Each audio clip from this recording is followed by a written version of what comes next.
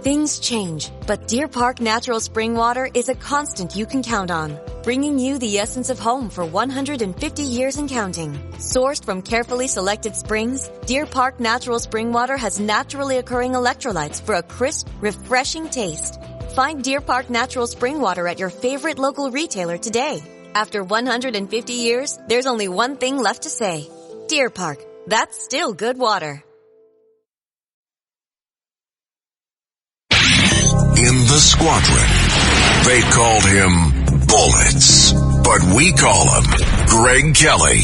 Greg Kelly is on the air on the Red Apple Podcast Network. Hello, Friday, rain. All this rain on the weekends is, it's Mother Nature. It's no big deal. I actually kind of like it. It gives me a cozy feeling. You don't have to go outside. I love watching movies with my children, even cartoons. I don't necessarily always love going to the park. I just, you gotta do things. You gotta climb on those, obstacles. You gotta actually climb on the jungle gym with them. And it's, it's kind of like it's a pain in the neck a little bit. I love my children so much. I like pushing them on the swing. Although it can make you a little bit dizzy. It makes the pusher of the swing a little bit dizzy. But anyway, I think it's going to be a nice weekend home. Hey, they got the guy. Flippin's going to be here in a moment. They got the maniac who pushed that woman into the subway car. Well, that's good. Now, of course, it's just an allegation. We have to say that. Oh, to make matters even worse, on his way to push that lady, what does he do? He jumps the turnstile. He doesn't even pay his fare. That's what we get, right? There's Alvin Bragg and the left. They decided that that's no longer a crime. You can, actually forcing people to pay the $2.75, $2.90, whatever it is, actually kept a good chunk of the riffraff the hell out of there. The idea that you might get arrested or stopped by a cop if you jump the turnstile kept a lot of would-be criminals and punks and madmen out of there. And now, since enforcing those laws is somehow systemically racist or colonial or whatever they try to pretend this country is when it's not, you got all kinds of people jumping the turnstile, including me, actually. I had to do it once. The train was right there. I swiped my card, and I only had 90 cents, insufficient fare. Yikes. So, hey, what the hell? All right. I jumped the turnstile, but immediately upon arrival, I only had to go one stop. I filled my card and I swiped it. I swiped it on the other side. So you swiped it without actually using the going service. For a ride, but I made good on my thing. So yeah, you have to jump the turnstile sometimes in an emergency. Mm-hmm. But you can't do it on your daily commute, especially if your daily commute is to, your job as a, criminal. You're going to go to Midtown and shoplift for the afternoon. James Flippin. Hey, Greg. You wouldn't know that it's not allowed, by the way, based off the 6 train stop up here on 52nd Street or whatever it is. I mean, the people just walking through the emergency exit like as if it's nothing. I mean, every time I leave 5 o'clock every day, there's like streams of people just walking in through that emergency exit. It's insane. Man, I'm feeling really guilty. A couple of years ago, I opened that door for somebody. That's happened to me before, actually. I opened the emergency door for somebody on the other side who was, I can't remember, it looked like they were trying to find their Metro card, and they couldn't find it, and the train was coming, and I could tell the guy was like, kind of, damn it. I'm like, hey, come on, get in here. Well, I mean, for me, it was more like I was going out with a crowd of people out that emergency exit, because in the morning, it's really tough to kind of get out sometimes, and somebody was coming in, and what am I going to do? To slam the door in their face? I mean, come on. And I'm just going to say it. I got to tell you, for a long time in this city, it didn't matter what color the other person was. It didn't matter what color you were. Everybody rode the subway together, right? It was the whole damn thing. But there's something extra special. I'm just saying it. I don't know where this comes from. But these days, as tense as things are, when you have one person of one race and another person of another race, and there's an act of kindness, there's just something kind of beautiful about it. And I mean, yeah, extra beautiful. Now, I don't know why that is. I mean, we've all been, It should be just human to human, but there's something a little bit extra special these days when you see, it's like, the media, the culture, they're talking up all this stuff, but we, the people, understand, and it's something. Have you noticed? I mean, by the way, we're both Caucasian, and that's fine. But have you noticed anything when you're in interactions with? I got to give myself every silly caveat in the book. Get the disclaimers out of the way. Have you ever done anything nice for a black person lately, or vice versa? Just say it, yes or no. Have I observed that, or have I done that personally? All right, sounds like you don't know what the hell I'm talking about. All right, I mean, I'm not really picking up what you're putting down. No. All right. When you hold the door, or somebody holds the door for you, or you hold the door for somebody else, and they happen to be of a different race. It makes it somehow just a little bit sweeter, just a little bit like there's an acknowledgement. I feel it in the eyes, you know what? Hope is not lost. Pushing past some of what people are saying it's supposed to be like. The culture says one thing, the media say one thing, but you and I here on the street, we know it. We know it's not like that. I think, I do. I get that. I understand what you're saying. I don't know if I've experienced that recently, though. Well, maybe you should be nicer to people who don't look like you, James. That's all right. The problem. So wait, you came in here to tell me all about this, the maniac they found. Who is he? What's his name? What's going on? And how is the lady doing? 39-year-old. Well, she remains in the hospital, unfortunately, with a severe head injury. And I think it was like you said yesterday, the woman's life has been changed forever. But 39-year-old Saber Jones, he was arrested while panhandling outside of Newark Penn Station yesterday. A passerby, I guess, recognized him from some of the news reports concerning the fact that he, supposedly pushed this woman headfirst into the train. By the way, an underreported aspect of it maybe is that he also punched a guy near that or at that same subway station, and the guy is in the hospital in addition to this 30-year-old woman that he pushed headfirst into the train. So Saber Jones arrested in Newark and is in custody for having pushed a woman headfirst into a train in Midtown. And how is she doing? Do we know her name? I haven't actually seen her identification, as a matter of fact. I'll have to check on that for you, maybe hopefully get back to you. Do we know anything about her condition? Just that they say she's fighting for her life, critical. Oh, man. And then if she makes it through, yikes, you don't know what's going to happen here. Right.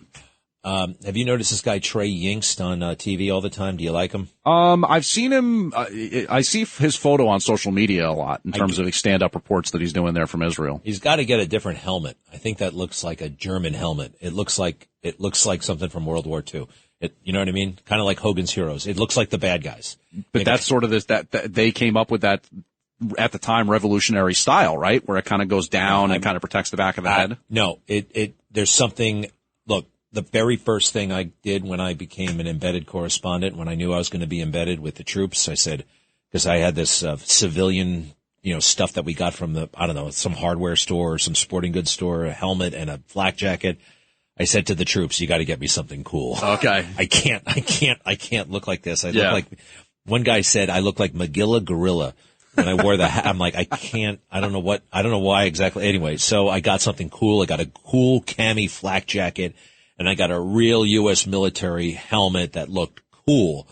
Not like, I don't know. And he seems a little, look, I understand, apprehensive. And you know what? Very easy for me to sit here in New York, although you never know what could happen in New York, right? I feel like we're all in the battlefield a little bit. Yeah. I hope Trey stays safe. I don't have much to say about his reporting other than he can be a little bit dramatic. I do remember back in the day at one point, he seemed to be a little bit too, I don't know, like we have the Israelis and we have the Palestinians, and we have the Israelis and we have the Palestinians, as if it were like in the same moral plateau. I don't see it that way. I haven't heard that criticism in a while, so I hope he's doing fine and I hope he's safe. Like all the other reporters, I do think they should calm down the dramatics. All right, it's dramatic enough. You guys are in a war zone, right? You don't have to sell it any more than you do. Right? Yeah, that's true. That's what, quite frankly, they said made me a great war correspondent, right? Because I was kind of cool and mellow until, there was real stuff going on. Until it was real, until it was real. And even then, I kind of kept it under control. So, there's a lot to be said for that. You can put anybody over there and they hyperventilate and jump up and down. Just there's a time I've hyperventilated and then I jumped up and down. I'm just saying, try to keep your wits about you. But can I ask you something about that? Given that you have that experience, reporting from that kind of setting, what's the best way somebody can try to dig in on like what's real and what's fake? Because, we've seen so much this week there was the hospital in Gaza that was bombed. Originally there were reports saying, oh, this could have been an airstrike that came from Israel. And then it said, oh no, it's a rocket strike that was first fired from Gaza. Now we're reading about this Orthodox church in Gaza, this Greek Orthodox church that apparently there was a airstrike that may have damaged one of its walls. Right. And both sides are blaming each other. What are you supposed to do there? When you're a correspondent over there? Yeah. Like how would you try to dig in on that when you were actually on the ground? One thing I did, and I didn't always do it, but I learned to do it.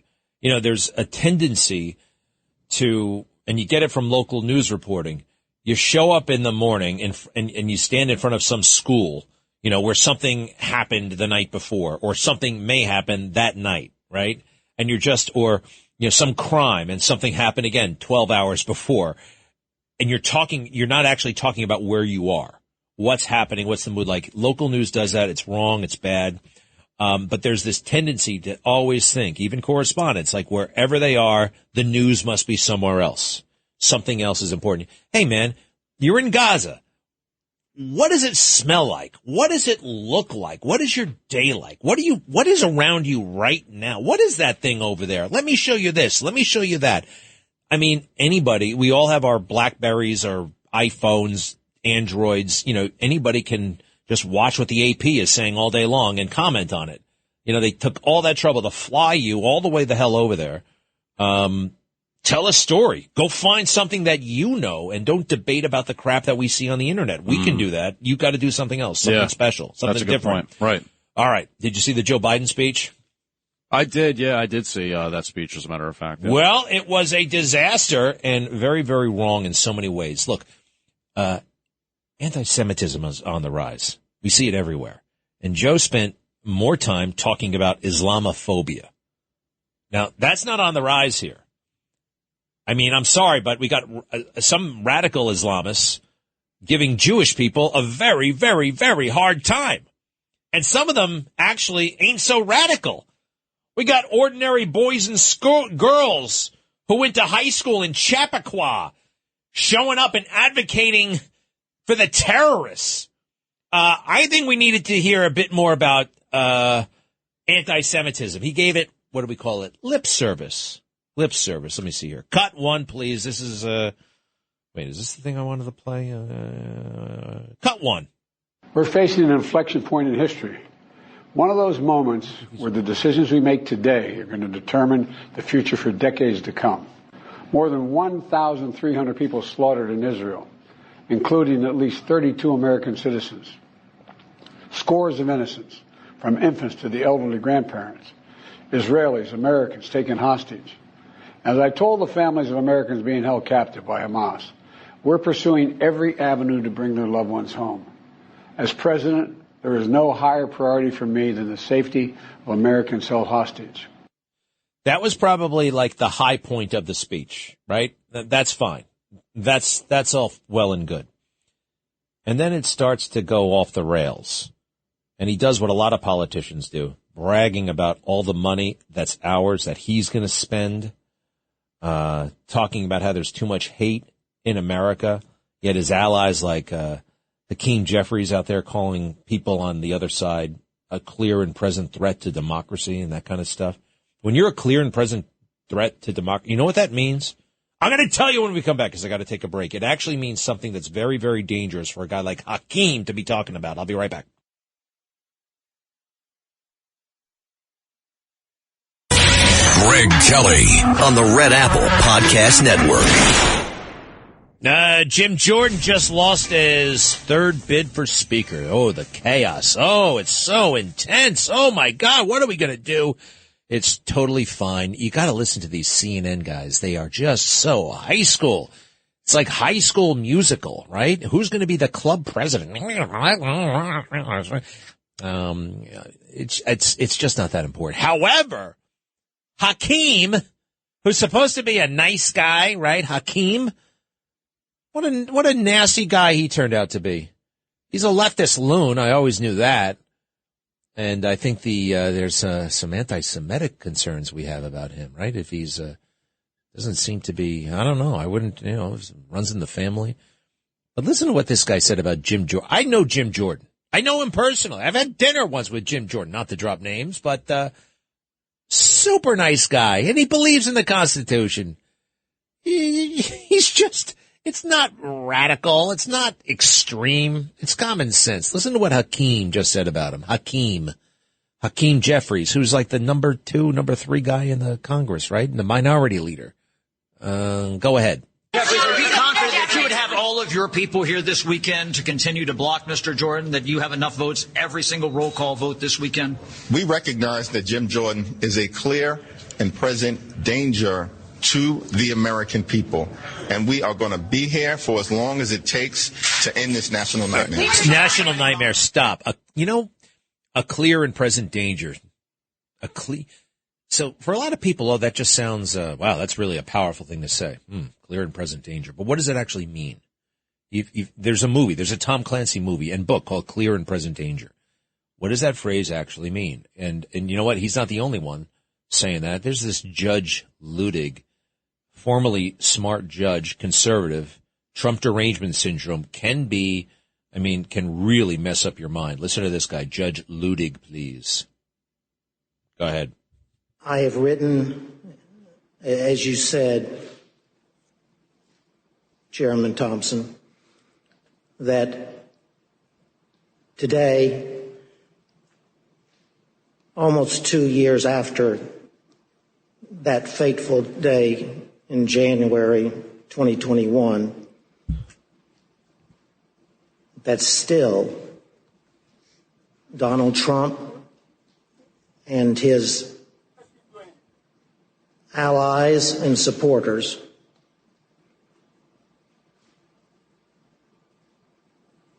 are a clear and present danger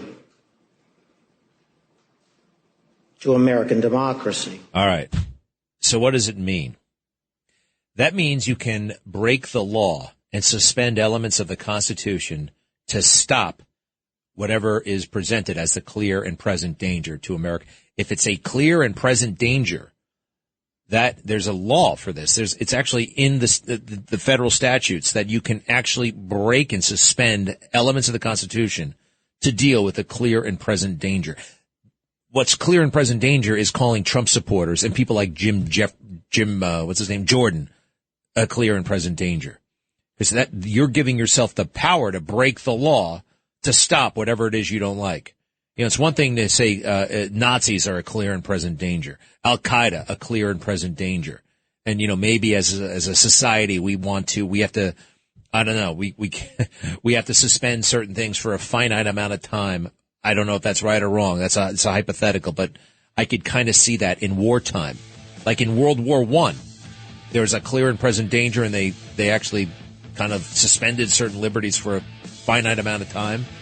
But Jim Jordan, clear and present danger, you're going to start breaking the law to stop him? You see how dangerous that is?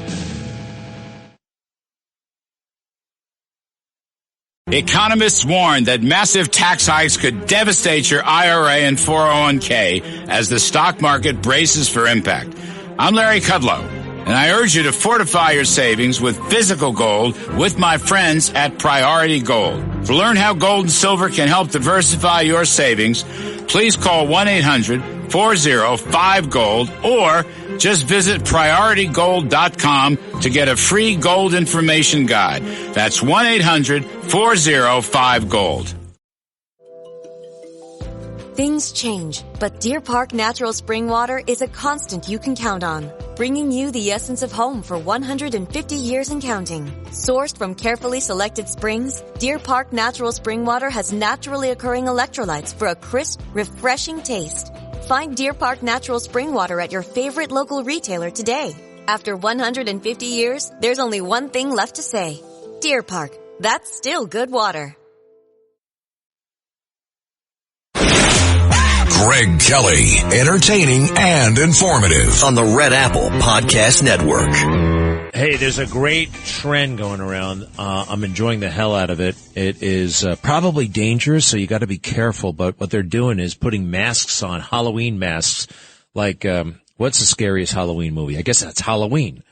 And that little guy, whatever, he was like partially murdered or something, and he comes back and he hunts the whole town, Jamie Lee Curtis, and he's wearing a hockey mask. And the hockey mask is somehow, it's very, very scary. So you got this guy wearing a hockey mask, and he goes through various drive-thrus, and it just freaks the people out. It's a hard enough job working at that drive-thru, but let me hear a little bit of that, okay? Go ahead, please. Oh my God! Yeah, what is? Right here.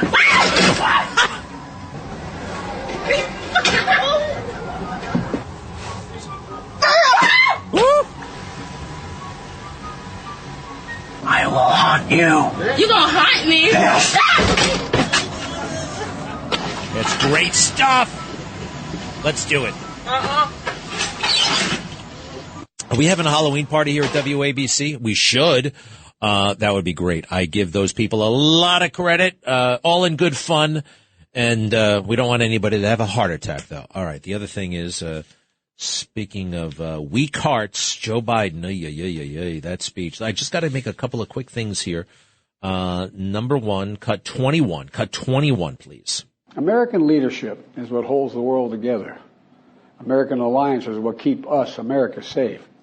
American values are what make us a partner that other nations want to work with. To put all that at risk, if we walk away from Ukraine, if we turn our backs on Israel, it's just not worth it. That's why tomorrow I'm going to send to Congress an urgent budget request to fund America's national security needs, to support our critical partners, including Israel and Ukraine. It's a smart investment that's going to pay dividends for American security for generations. Help us keep American troops out of harm's way. Help us build a world that is safer, more peaceful, more prosperous for our children and grandchildren. How about for each and every one of us, people alive right now? You know, we had that on from 2017 to 2021. That's exactly what we had. The other thing is he's always spending money. He's just always asking for this, asking for that, spending it like it's not our money, but his money. That's really annoying, isn't it? Then there was this, cut 22. Here at home, we have to be honest with ourselves.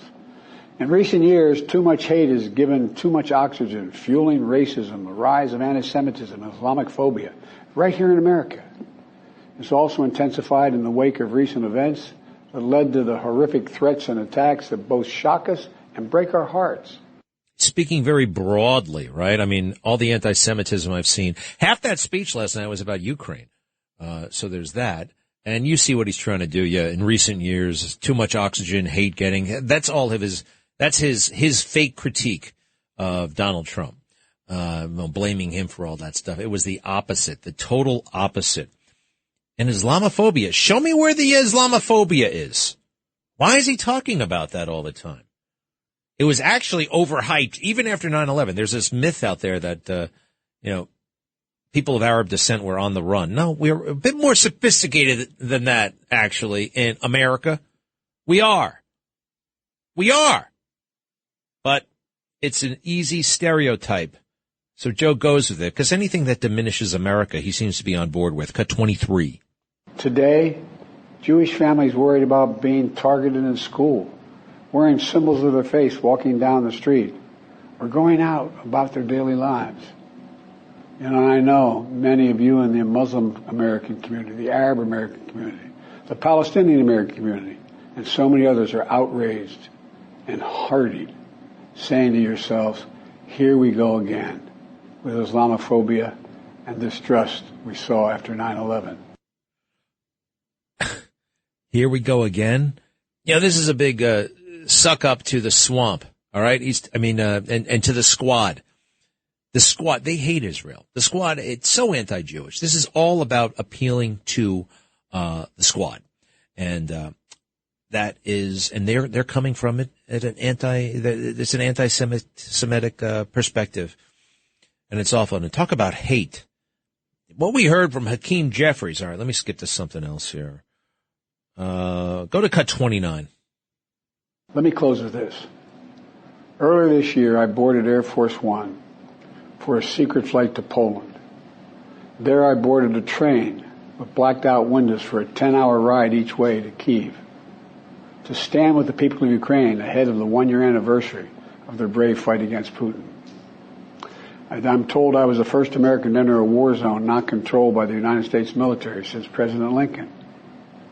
With me. Even in this moment, it's about him. He's bragging. What the hell was that condition? What? You're bragging about what again?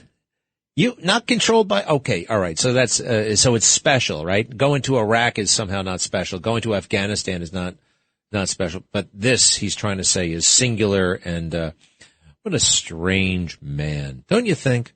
Hey, Lamar. Hello, Lamar. That's an interesting name. It's a classic name. You're in Manhattan, Lamar. You don't find too many Lamars in Manhattan, or do you?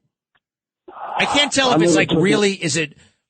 Well, think about it. Actually, the aristocrat in The Shadow, his name was Lamar Cranston. So it's an aristocratic name. So yeah, there are some here. Anyway, what's up? Well, I never took a survey of how many Lamars there are within a 100-mile radius of where I am, but I didn't call about that. You made reference to the declaration made by this person called Hakeem Jeffries and some Trump-hating man in a black robe. And you also said that by using that declaration, they can ignore the law in confronting the perceived clear and present danger. But we know they've already broken the law. That's how this tyranny in Washington came to power. This is why tens of millions of our people who are aware of this reject the authenticity of that election. And my question to you, Mr. Kelly, you're an educated man. My question is, since we know we live in a post-constitutional period where the law is ignored by what is known in the vernacular, vulgar terms, the shot callers in this country, do you actually believe this fantastic story that the American people, by legal means, are going to be able to remove this tyranny? Wow, Lamar. Yeah, legal means. All about legal means. I think you're talking about something that I'm not that, I don't know, man. I feel like you're pretty, I don't know, Lamar. What are you getting at, Lamar? Yeah, I want to campaign like hell. I want to get the word out. I want everybody to be voting and giving money and writing letters and being active on social media. And I want people to, ballot harvest where it's legal and mail-in voting when you got to and all that stuff. So I think we got to follow the law, Lamar, all right? We got to follow the law, the Constitution. That's a beautiful document, all right? Lamar? Yeah? Yes, sir. It is a beautiful document, but I would just like to say that the men who founded our country, our fathers, the founding fathers, were angry men. So angry that when confronting the tyranny of their time, they resorted to violence. Well, and Lamar, you know what? We're not resorting to violence, okay? All right, Lamar? When you're talking like this, it gives the left all the fuel they think they need to start hassling us, law-abiding, right? I mean, I don't think we're all right, calm down. Hey, by the way, are you really in Manhattan, Lamar? You sound like you grew up somewhere else. You don't sound like a New Yorker. Well, I'm originally from just outside of Baton Rouge, but I am a New Yorker. I've been here for several years now. What kind of business are you in? I'd rather not go into what I do for a living, Mr. Kelly. All right, fair enough, no problem. Well, hey, man, just cool your jets a little bit, all right? I'm getting a little bit nervous about you, all right? I mean, all right? We're going to follow the law. Hey, let me ask you something, Lamar. Have you written any letters lately? Have you given money to your preferred candidate? Have you been posting on social media? Or is your business interest so sensitive, so delicate, that you're afraid to take a stand and give me your name on the radio station? Okay, that's fine. You don't want to say anything about what you do, but are you publicly doing what you are constitutionally allowed to do?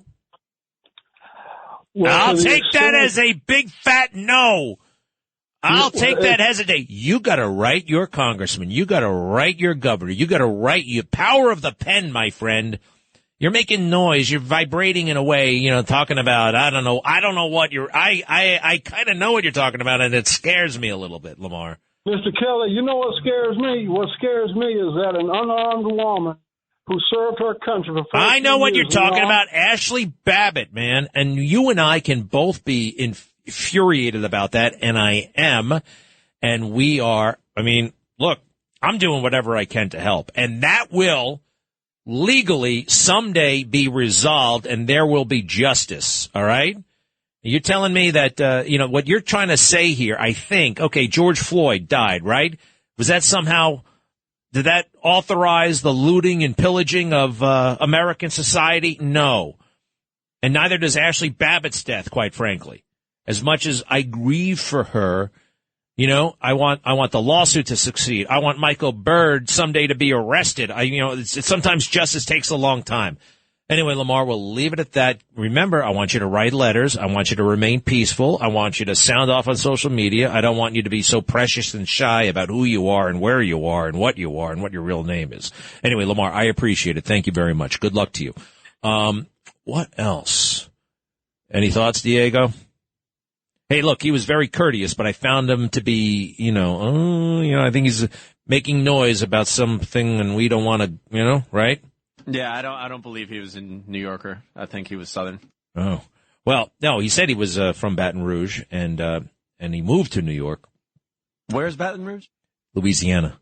Oh, well, that makes sense. You never saw Brady Bunch? No, I did not. It's where Cindy freezes and she doesn't get the quiz right, or maybe it was Bobby. Bobby and Cindy both went on game shows when they were kids and blew it at the moment of truth. They really did. A couple of other quick things here. I saw a man on a bridge and he wanted to jump off and he was suicidal. And you know who went up there to talk him out of it and save his life? 2 cops, 2 police officers. They go all the way up there, and they got the cables, and they got the hooks, and they got all this equipment, and they go all the way up there, risky for themselves. And then they have the psychological tools to talk the guy out of it and to say, life is worth living. No matter how bad it is, you're not going to solve anything by jumping off this bridge. And they successfully talked him out of it. And it gave me a flashback when Joe Biden said out loud that we shouldn't be sending cops to cases where someone wants to jump off a building. We shouldn't do that. And it was so prejudicial and so ignorant, as if in his, brain that stopped growing in 1972, the cops are just going to show up and start blasting, right? Every problem is solved with a gun. These are the lies that the left tell themselves about the police, about law enforcement. And that's awful. I just thought that they were so good, these cops, what they did. Hey, we're going to have a great law enforcement day. Support the blue, back the blue next Wednesday. Special guests and festivities and events all day long here at the radio station. It's going to be awesome. One other thing here. Cut 28, please. Cut 28. Let me be clear about something. We send Ukrainian equipment sitting in our stockpiles. And when we use the money allocated by Congress, we use it to replenish our own stores, our own stockpiles with new equipment. Equipment that defends America and is made in America. Patriot missiles for air defense batteries, made in Arizona. Artillery shells manufactured in 12 states across the country, in Pennsylvania, Ohio, Texas, and so much more. Just as in World War II. Did you hear that? Today, patriotic America. Isn't that something? Talk about the military-industrial complex. All these weapons are made by companies, and people are making money off of the weapons. And yeah, it's good for American business to be feeding the Ukraine war. I'm uncomfortable with that. Aren't you? Right? That's a little, I know that goes into the calculation sometimes, but I don't know. And what does Ukraine have on Joe Biden, huh? I mean, talk about sticking your neck out. What does he have? I mean, that is where Hunter worked, right? That is where the Biden family made an estimated $17 million. All in on Ukraine. Can you figure out why? Be right back. At Mayo Clinic in Florida, we are predicting the unpredictable. Our experts are using a patient's own anatomy to create 3D printed, life-size organ models to map out challenges ahead of time, making complex surgeries more precise, efficient, and less invasive. We are making more possible at Mayo Clinic because every day we're doing what's never been done. Learn more at mayoclinic.org/possible. Mayo Clinic. You know where to go. Greg Kelly on the Red Apple Podcast Network. Hey, I think in the shadow, by the way, Orson Welles, I think his name was Lamont Cranston, not Lamar Cranston. Lamont. So Lamar may or may not be an aristocratic name. I don't know. I'm not sure about that one. Hey, 2 American hostages abducted by Hamas terrorists in early October have been released. Fox News has this in response to Qatari efforts. Qatar, some people say Qatar, but it's Qatar. Al-Qassam brigades released 2 American citizens, a mother and her daughter, for humanitarian reasons and to prove to the American people and the world that the claims made by Biden and his fascist administration are false and baseless. Yeah. Okay, what about all the other women and children that you guys took? I mean, I saw it. We saw it. Let's see here. Yeah, there's still plenty of people still being held hostage. How many again? Armed terrorists Hamas took at least 203 people, including young children and the elderly, captive and killed hundreds more during that early morning launch of Operation Al-Qusa Flood, they call it, October 7th. Well, I'm glad that two Americans are out. We need them all out and rescued or they turn them over. I don't know, but all right. I'm glad that they're coming home. And what was the other thing? We got that. Oh, we got the judge threatening to put Donald Trump in jail, not like after conviction or like if they want to convict him, obviously. They couldn't even convict him. It is that state case about the valuation of Trump properties. The worst thing that can happen to him if he loses the case would be fines or losing the business license and a bunch of other things, but not jail. The judge, Engoron, that total freak who was laughing and giggling in the courtroom, says that he wants to put Trump in jail because Trump made fun of his law clerk. The judge's law clerk, Trump made fun of her, implying that, or just outright saying, hey, what's Chuck Schumer, what is Chuck Schumer's girlfriend doing in my courtroom? And the clerk to the judge actually worked for Chuck Schumer. And Chuck Schumer is one of the most brutal, vicious, partisan, anti-Trump people in the world. And that's a valid question. It's a totally valid question. All right, he's having fun. Are they boyfriend, girlfriend? I don't know. Maybe, maybe not. Doesn't really matter. But what is a staff member of Chuck Schumer's doing working for the judge in this case? You think it might be evidence of a partisan witch hunt? Yeah, I think so. I think most people would think so. So Trump put that on Truth Social, and then the judge said, you better take that down. And Trump actually did. But apparently it was also on the campaign website, and it's still on the campaign website. And they want to actually put Trump in jail for not taking that part down. I'm hearing from the Trump attorneys that this was inadvertent. And but talk about overstepping, right? I mean, on the judge's part, you can put somebody in jail for making fun of a law clerk. This is still America, people. It's still America. All right, real quick, I'm curious. Alex, what's up? Hey, Greg, you mentioned about the cops and that they should be dealing with suicide situations. Joe Biden, wants that we should have, a different, force of people doing that. I think the reason why Joe Biden said it is because of, racist stuff, and I think that's wrong. But racist stuff on his part, right? Yep. And I think, he's implying that the cops are racist. But I think that we should have a separate, task force dealing with suicides because we don't really need the cops to do that. They do a good job, but they're being overwhelmed with suicide cases. I don't know if they're being overwhelmed. Let me ask you this. So you want to form a new entity, a suicide squad, literally, that takes care of suicides? Actually, when we have so many cops retiring here in New York City, and we could use, all the cops that are now and doing in the job. In the meantime, I do think you need an armed person to do it. I think you have to be armed. You have to be specially trained, emergency service. I mean, who the hell else is going to risk their life to talk somebody out of committing suicide? Why do you need an armed person? How about wait. Who in the municipal government is going to risk their life for a stranger who wants to kill themselves? Name a municipal employee who also has the skill and the training to do it. Well, we have to open a new, a new government thing, new money, that kind of thing. No, I don't think so for a number of reasons. And it's being, there's also this, the more you talk about suicide, and that would actually receive a great deal of attention, the more you encourage suicide. It's called suicide contagion. That's why I don't like talking about suicide all that much. There's not been one case of a cop using his gun. Anyway, the cops know what they're doing. Let's leave it to the cops. Thank you.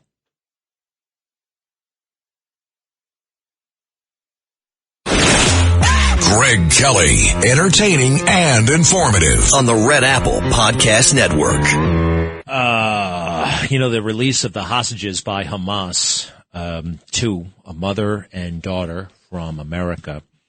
It's a very cynical move. Look, I'm glad they're gone. I'm glad they're free, and I'm glad they're safe. We've got 200 others, but it's a dirty move. The dirtiest thing is taking them. But this is a very cynical thing to kind of legitimize their cause and to legitimize, they're reasonable after all. And I've seen it throughout history, sometimes in some great movies, actually.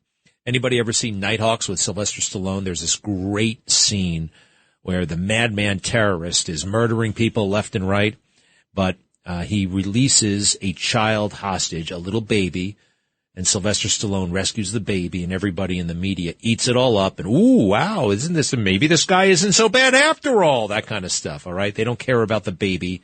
They don't care about the mother. They care about their agenda, which is eradicating Israel, eradicating genocide of the Jewish people, all right? Don't forget that. Don't fall for it, all right? We want everybody to be safe and all that stuff. Of course we do. But there's something weird going on. And what do we expect? It's Hamas. There is all kinds. I'll get to it in a moment. Well, wait, actually, Randy Weingarten. Last week's physical assault by Turning Point USA operatives on ASU professor David Boyles is a new low in the ongoing attack against higher education. Now, this is Randy Weingarten giving Turning Point USA a hard time.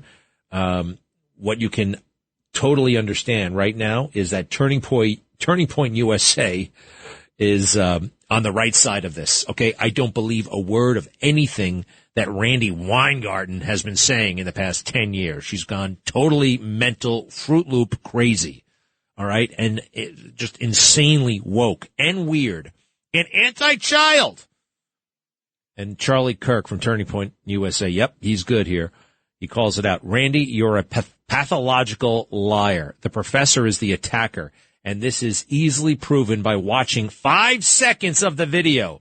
You've also done more to sabotage children and prevent them from succeeding than any person alive. You're a repulsive cartel leader who should be investigated. Dan, I think Charlie won that little skirmish, don't you? And, man, you know what? What he's talking about with the children, I mean, my gosh, she was so pro-lockdown. And setting children back years. We may never actually catch up. Or it'll take generations, many generations. So there's a letter out there that, those 8 congressmen who really didn't like Kevin McCarthy, and they organized it. Matt Gaetz led the charge. I consider Matt Gaetz, I like Matt Gaetz a lot. And I admired the spirit that he had. And Kevin McCarthy, career politician, I wasn't impressed. And I'm not panicking because we don't have a speaker. That's what the fake news wants us to do. I'm panicking. Well, not panicking, but I'm more troubled by the border. I'm more troubled by our loss in Afghanistan, the signaling of weakness internationally, and all these bad things are happening because we have a corrupt weakling in the White House, and everybody knows it, and they're taking advantage of it. Hey, do you know that our soldiers were hit? We have soldiers, a small contingent of soldiers and Marines in Syria and Iraq, something like 1,000 to 2,000 total in both countries. And Iran has been shooting missiles at the bases. It's getting no attention. You know, they did this when Trump was president, and Trump took out that general, that Iranian general. Don't mess with us. And the opposite is happening now. Everybody's messing with us. So the 8 congressmen who pushed out McCarthy, and now we're having trouble getting a successor. It looks like Jim Jordan is not going to be the guy. They wrote a letter, and they're actually volunteering to like drop out of the Republican Party, if that's going to make anybody happy. All right, listen to this. This is from Ken Buck, Bob Good, Nancy Mace, Matt Rosendale, Matt Gaetz, all these people who voted against Kevin McCarthy. Dear colleague, the recent passage of the motion to vacate the Speaker has caused rancor, hurt feelings, and acrimony in the House Republican Conference. While we stand by our actions, it is our goal to proceed forward with our colleagues, our teammates, our fellow Republicans in a manner that embraces reconciliation. It has been suggested the conference cannot move forward until there are consequences for each of us. While we violated no rule or of either the House or Republican conference, we understand some in the conference wish to punish us. This is a very interesting letter. The actions we took were never about us. They were to change Washington for the better. The House needs a speaker, and we have a speaker designate in Jim Jordan of Ohio. Therefore, if the holdouts who refuse to vote for the speaker designate Jordan would be willing to vote with the team and elect him the 56th speaker, we are prepared to accept censure, suspension, or removal from the conference to accomplish this objective. We remain proud members of the Republican Party as nominated by our respective districts. What unites us as Republicans is more important than our disagreements. We must now come together to elect Jim Jordan. We offer this sincerely and with the hope of unity with purpose. Our fidelity to Republican virtues and principles remains unwavering. Sincerely, and all those guys I just said, Matt Gaetz, Andy Biggs, Ken Buck. Well, that's one hell of a gesture. I'm beyond impressed. This is a beautiful thing. This is really something. Is it a publicity stunt? Is this a gimmick? I don't think so. Now, they're not offering to be suspended or kicked out of Congress. They're not saying that. Just kicked out of the Republican club, basically, that they have, the conference, which is an unofficial thing. I don't think it's an official thing. Well, whatever. It's a nice gesture. And if that's the holdup, maybe, would that satisfy somebody? Would it? I mean, sooner or later, we do need a speaker, but I'm not losing sleep over it, right? So we need that. It is kind of annoying, the whole situation, and I think Matt Gaetz may be feeling the heat. I've been feeling a little bit because I've been like, yeah, this is great. And I kind of assumed that they would be able to get a new speaker in there. But just because it's 17 days, it's parliamentary. Matt Gaetz told me himself, hey, Congress takes off 6 weeks every summer. 6 weeks. Do you get 6 weeks vacation? Nobody gets 6 weeks vacation, but they do. What a weird system that is. Who is Noya Dan? Does anybody know about him? Who is Bruna? Oh, these are, all right. I'll get back to that in a little bit. These are the folks who were, gunned down by Hamas. Absolutely horrible. We stand with Israel. Anti-Semitism is real and must be stopped. And I wish we had the same passion from our corporate overlords that they had for Black Lives Matter and celebrating the life of George Floyd. The passion and the unwavering support they showed Black Lives Matter. Where is it now when we need it for Jews everywhere? There are more Jews in New York City than there are in Jerusalem. Did you know that? And the Judeo-Christian values, and we have Biden warning everybody about don't be anti-Islamic. When nobody's being anti-Islamic, Russ in White Plains, yeah. Hi, Greg. My question is the Israeli general captured during the Hamas attack on the IDF army post, is he a hostage or a POW? But before that, Greg, do you think that when you were bullied... Hey, wait a second. Stop for a second. Is he a hostage or a POW? That's an interesting question. Is he a hostage or a POW? Interesting. What were you saying about me when I was bullied or what? Well, you've talked about before when you were younger, you were bullied in school, and I wonder if No. I said, yeah, I was bullied a little bit. I also said I was a bully. Right. I mean, you only hear about people complaining about being bullied. I mean, there were no bullies.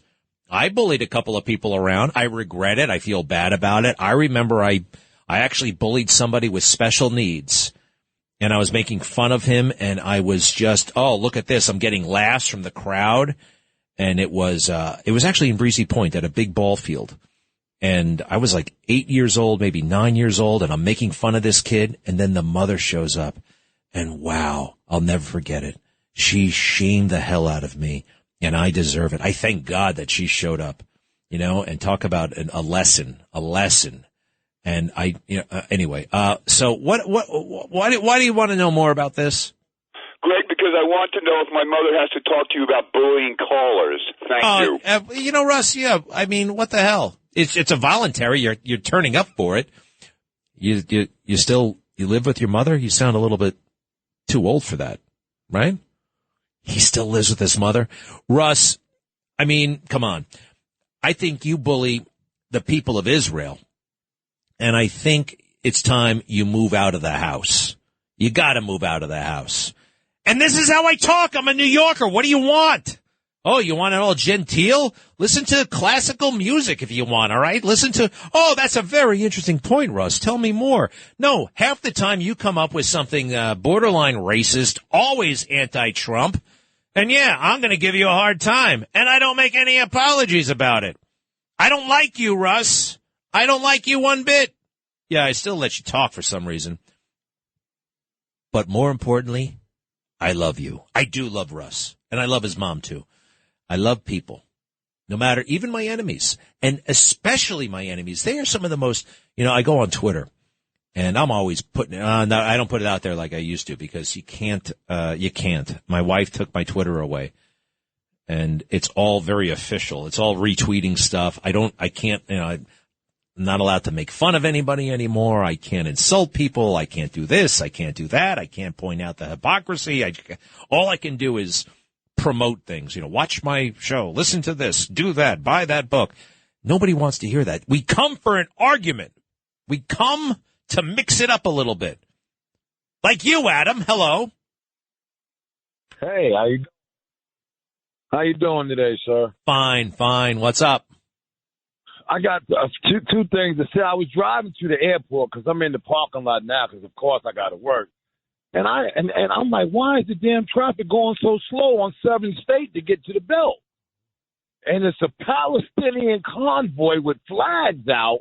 I guess they was beeping and I guess they wanted support or something, but that's what held me up. I kind of laughed at that. But also, sir, I appreciate you saying that because when I was younger, I was like, I got bullied before, but I was a bully too. Like you said, the people that was littler than me and stuff like that. But you grow out of that. I would never do nothing like that as an adult. Thirdly, sir, could you talk about Cheeseborough pleading guilty today and why Rudy lied yesterday on your show? Stop it with the Rudy lying. Stop it with Rudy lying. Rudy is, my God, they are messing with the wrong guy. He's a fantastic lawyer. And here's what happened with Cheeseborough, all right? Because Cheeseborough, all he did was write an email, all right? He wrote his ideas down about the Constitution. And this is America. You're allowed to do that. You know why he pleaded guilty? You know why? Because they were threatening to come after him and his law license. The man went to Harvard Law School. And they said, This is the bar committee. This is not judicial. This is extrajudicial. You want to practice law again? You will plead guilty. And they'll make sure it's a misdemeanor, not a felony, and you can practice law. They will come at, just like they're coming after Rudy. Rudy did nothing wrong. Zero. I can't wait until he's fully restored. It's gonna be magnificent. But with Cheesebro, yeah, he wants to practice law again. If he doesn't have a law degree, I mean, if he's a Harvard law degree, he can't be a lawyer. What the hell's he gonna do? He's 48 years old. He can't learn a new trade. He can't learn how to drive a bus or a tractor trailer or, he doesn't know. That's what he knows. And they would have taken it away from him. And shame on them.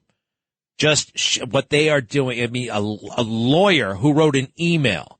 And the email didn't say, let's burn down America. The email said, I see the Third Amendment this way. I see the Electoral College that way. I think you could do this. It's thoughts. It's a thought crime. A thought crime in America? Yeah, it exists. So I think it was a practical decision that he had to make for him and his family. It has no bearing on us, though. I'll be back. Greg Kelly on the Red Apple Podcast Network.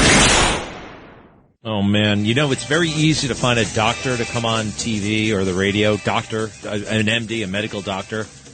You ever notice you don't see dentists on TV ever, almost ever, right? Dentists, you don't say, I need a dentist right now within the last minute. I mean, like 40 seconds ago, I was chewing on a Lifesaver and it broke my temporary crown. I got root canal. I had root canal a week ago today, I think. Yeah, a week ago today.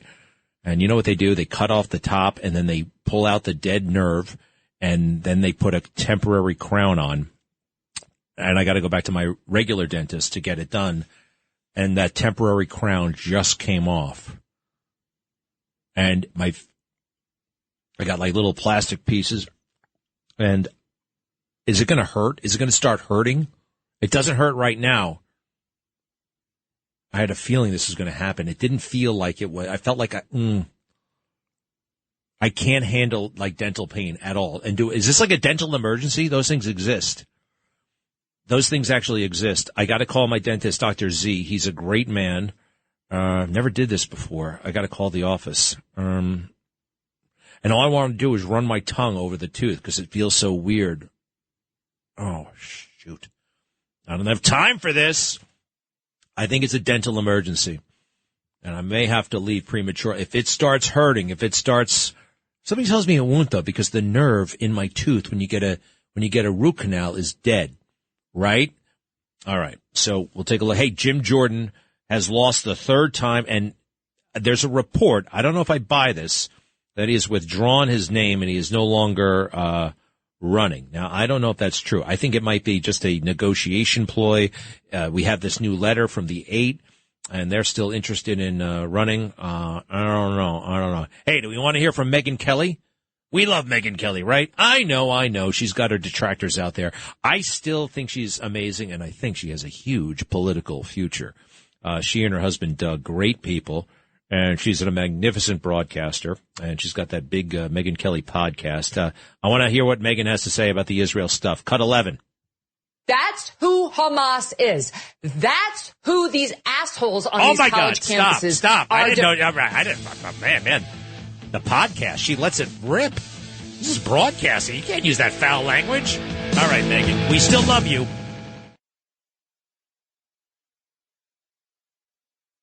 Greg Kelly, entertaining and informative on the Red Apple Podcast Network. Well, going on, more important than my tooth. Let's see here. All right, Diego, I just sent you a video. We're going to put it into the system. It's from the House Oversight Committee. Breaking news. Representative James Comer says we have found a $200,000 direct payment to Joe Biden. And Congressman Comer lays out the money trail. Now, we don't know the source of the we'll know it as soon as we get this video in. And it looks like it came from, all right, I'm just looking at the thing, AmeriCorps LLC, and went to James Biden, and then it went to Joe Biden. I wonder if this is the thing that I've been waiting on. I knew that there was something big that was coming. Is this it? It's unusual for the House Oversight Committee to say breaking. It's breaking that we have found a $200,000 direct payment to Joe Biden. Are we ready with this now? Yep. All right. This is James Comer, Republican of Kentucky. He's the chair of that committee, and he's a good guy, and I trust him and I believe him. Let's go. This summer, Joe Biden said, "Where's the money?" Well, we found some. We're still digging into evidence subpoenaed from bank accounts belonging to Hunter Biden, the son of President Joe Biden, and James and Sarah Biden, the brother and sister-in-law of the president. A document that we're releasing today raises new questions about how President Biden personally benefited from his family's shady influence peddling of his last name and their access to him. Bank records obtained by the House Committee on Oversight have revealed a $200,000 direct payment from James and Sarah Biden to Joe Biden in the form of a personal check. Here's some important context about this check we've obtained in our investigation. In 2018, James Biden received $600,000 in loans from AmeriCorps, a financially distressed and failing rural hospital operator. According to bankruptcy court documents, James Biden received these loans, quote, based upon representations that his last name, Biden, could open doors and that he could obtain a large investment from the Middle East based on his political connections, end quote. On March 1st, 2018, AmeriCorps wired a $200,000 loan into James and Sarah Biden's personal bank account, not their business bank account. And then on the very same day, James Biden wrote a $200,000 check from this same personal bank account to Joe Biden. James Biden wrote this check to Joe Biden as a, quote, loan repayment. AmeriCorps, a distressed company, loaned money to James Biden, who then sent it to Joe Biden. Even if this was a personal loan repayment, it's still troubling that Joe Biden's ability to be paid back by his brother depended on the success of his family's shady financial dealings. Some immediate questions President Biden must answer for the American people. Does he have documents proving he lent such a large sum of money to his brother? And what were the terms of such financial agreement? Did he have similar financial agreements with other family members that led them to make similar large payments to him? And did he know that the same day James Biden wrote him a check for $200,000, James Biden had just received a loan for the exact same amount from business dealings with a company that was in financial distress and failing? The House Oversight Committee will soon announce our next investigative actions and continue to follow the money. The bank records don't end here. There's more to come. Bam! Wow! Wow! And I'm looking at the check. I got the check right here. I got a check from James Biden to his brother Joe for $200,000. Handwritten. Woo-hoo-hoo. Woo! Sarah and James Biden pay to the order of Joseph R. Biden Jr. March 1st, 2018. $200,000 and 0 cents. Loan repayment in the little memo.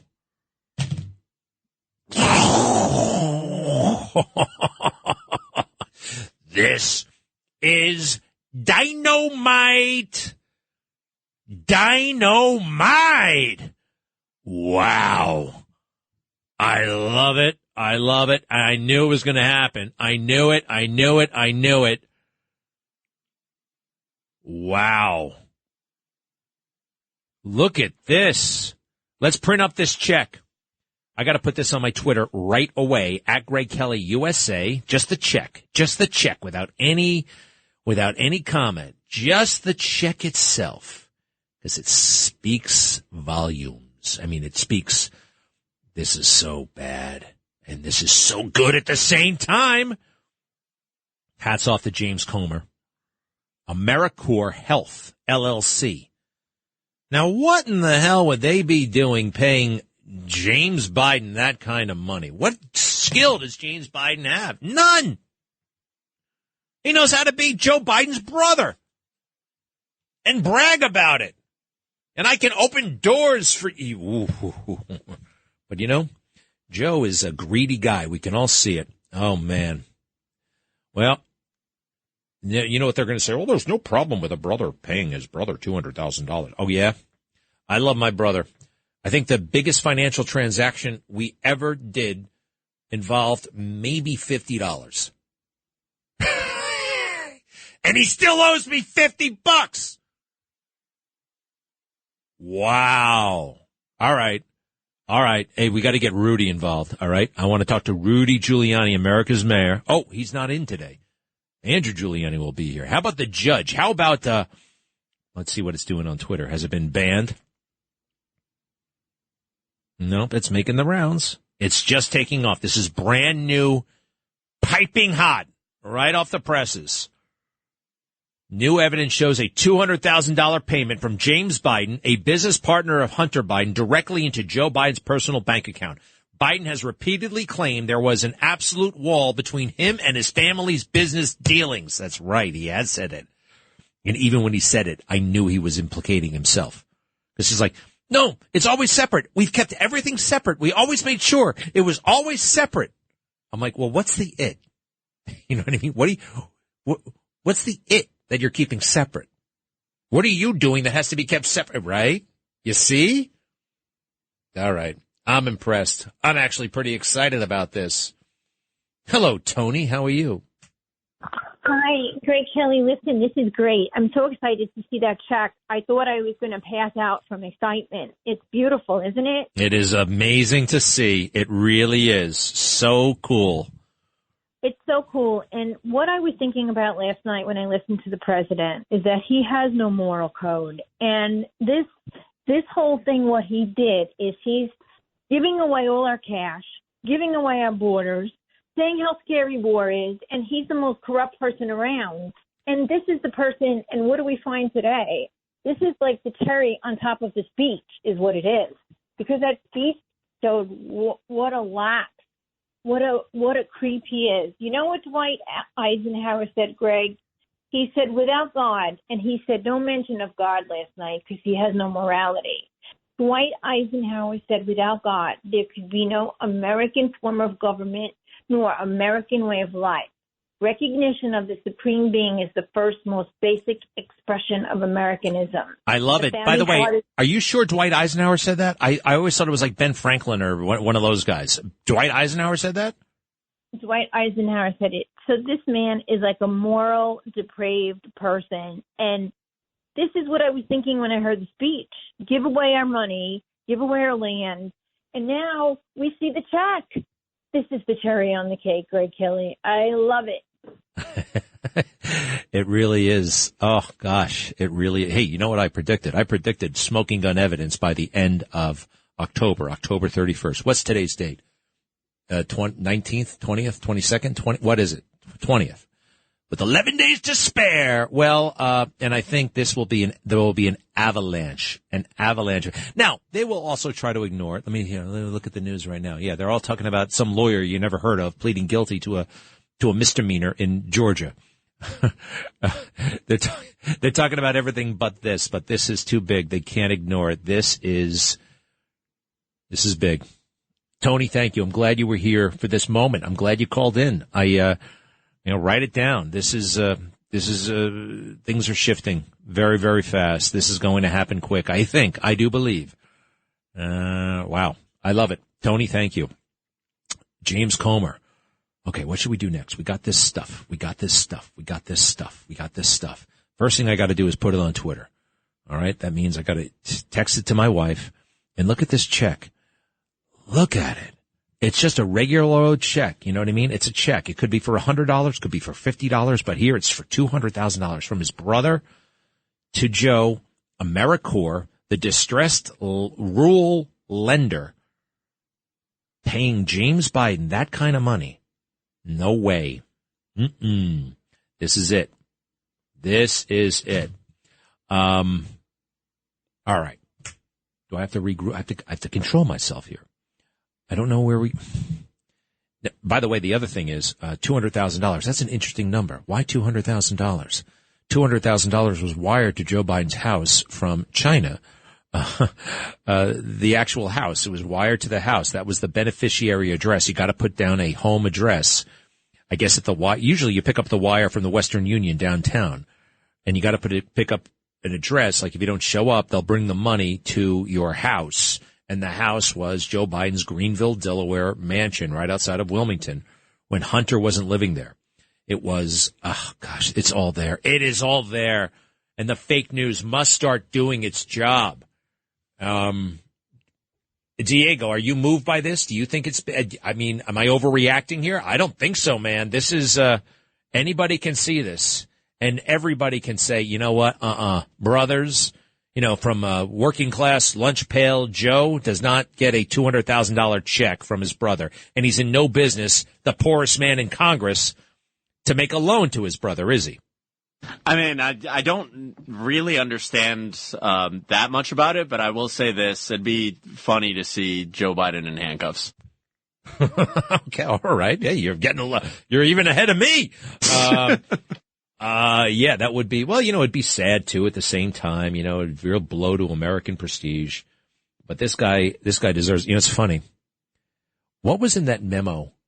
Remember Trump?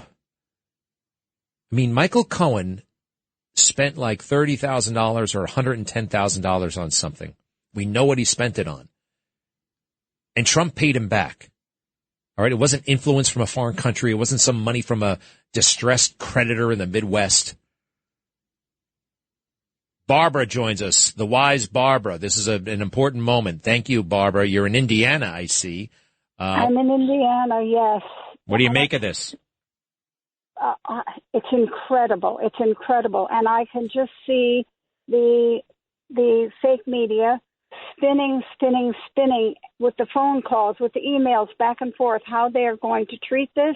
And if they can't find a way to spin it the way they want, they just simply will not report it. And that leaves the reporting wide open to our true media, to you, and to the people that you deal with and the people you influence, and to Newsmax, to report this and keep saying it again and again, and for all of your listeners and your viewers to spread it out to our network. That's so important. Very much so. You can go to my Twitter. I put the check up there right now. The check is there. Just the check. And I have 2 words, smoking gun. Now, it's a hot gun, at least. All right. This is, and we have all kinds of evidence of and Bobolinsky. Remember what Tony Bobolinsky said about this guy? James Biden was bragging. We have, what do they call it? Plausible deniability. They always set it up. So there's plausible deniability. Well, this is quite a moment. Quite a moment. Barbara, I'm glad you're here. Thanks for everything. Hey, by the way, that Tony said that Eisenhower said we need faith to have the government work. I like Eisenhower. A lot of things I like about Ike. But did he say that? I thought it was somebody else. I know he said several things about the importance of God in our nation, and he believed that. So I have not heard that quote. I certainly haven't heard it from Franklin, but I would believe that Eisenhower would say that because he believed that, and he lived his life, with that belief for his nation. Many of our founders, even though they weren't perfect men, they did have perfect faith in God and perfect faith in a final judgment that everyone would face. And so they lived their political lives accordingly, setting our country up for that. And so I believe that Eisenhower may well have said that. We know that Adams said that our Constitution was made only for moral and religious people. And if we go through the quotes from our founders, again and again, they emphasize that our politicians must be moral people. After all, how can you expect a man to make good laws if he has no fear of God? Amazing, amazing, Barbara. Thank you. Thank you for being here, always being here. I will point out that none of the major networks, and this isn't just something that somebody posted on some blog or whatever. This is from the House Oversight Committee. This is from James Comer, all right? This is a guy who's moved very, very methodically, deliberately, and not in a sensational way, but this is sensational information. And I'll tell you right now, guess what Fox News is covering? Not this, all right? Not this. They're talking about, it's a big story, but nothing's happening right now in Gaza, right? We're still waiting for the invasion. And they're playing video right now that I saw 3 days ago. And then they got a little thing up saying, 3 p.m. Eastern time, State Department briefing. What about that, Fox News, huh? This is a big freaking deal. And we're watching history unfold right now. It's an amazing thing to see. And I appreciate it. Thank you for being with me. Thank you for your faith. And, wow, huh? Wow. Give me a moment, please. Thank you. Greg Kelly on the Red Apple Podcast Network. Well, I got to wrap things up. I got to figure out what I'm going to do next with this check and this smoking gun information. And $200,000 from Jim Biden to Joe Biden in check form, personal check form. $200,000 goes to an account of James from a place called AmeriCorps, a distressed financial lender. What the hell are they doing paying him for anything? James Biden. And James Biden turns around and gives the money to his brother Joe. All right, I got to do some stuff. It's on my Twitter, at Greg Kelly USA, the check itself. I got to get the heck out of here in a moment. Turning things over to Andrew Giuliani, the son of the great Rudy Giuliani. Andrew, a great guy in of himself, great broadcaster, White House veteran, and ran one of the best campaigns for governor in 2022. Is that when the election was? It seems like a long time ago. Was it 2022 or 2021? Yeah, it was just like, he's a natural at it. He had one of the greatest politicians teaching him, Rudy. All right, I got to go, but some of you have been on hold for a long time. TJ. Excellent afternoon. I called about something else, but that news was wonderful to hear. I wish I could pull over and crack a bottle of champagne. I was just thinking, though, what's going to be the payback? Another outbreak of some fake disease, some other lockdown, because they're not going to take this lying down. They got caught with their pants down.